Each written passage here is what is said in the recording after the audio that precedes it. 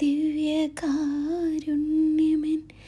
ഈശോ, സ്നേഹവാത്സല്യമെൻ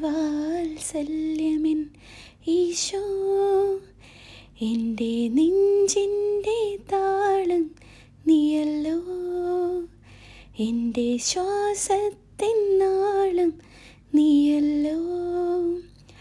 അടിയനിതാ തിരുമുൻപിൽ അലിവോടെ എന്നെ തൊടണേ, അതുമാത്രമാണെൻ്റെ ആശ. നമുക്കെല്ലാവർക്കും ചെറുപ്പം മുതൽ ആവർത്തിച്ചു വരുന്ന ഒരു ശീലം കാണില്ലേ?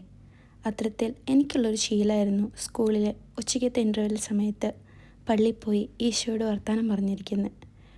ആരും പള്ളിയിലില്ലയെന്ന് കണ്ടാൽ എനിക്കിഷ്ടമുള്ള പാട്ടൊക്കെ ഞാൻ പാടും. എനിക്കുറപ്പാണ് അതെൻ്റെ ഈശോയ്ക്ക് ഇഷ്ടമാണെന്ന്. ആ ദിവസം അങ്ങനെ തന്നെയായിരുന്നു. എൻ്റെ സ്കൂളിൽ വളരെ ഗൗരവക്കാരി ഒരു ടീച്ചറുണ്ടായിരുന്നു, പുഷ്പ. അന്ന് പാട്ട് പാടുമ്പോൾ ടീച്ചർ എൻ്റെ അടുത്ത് വന്നിരുന്നു. ഞാനാകെ പേടിച്ച് പാട്ട് നിർത്തി.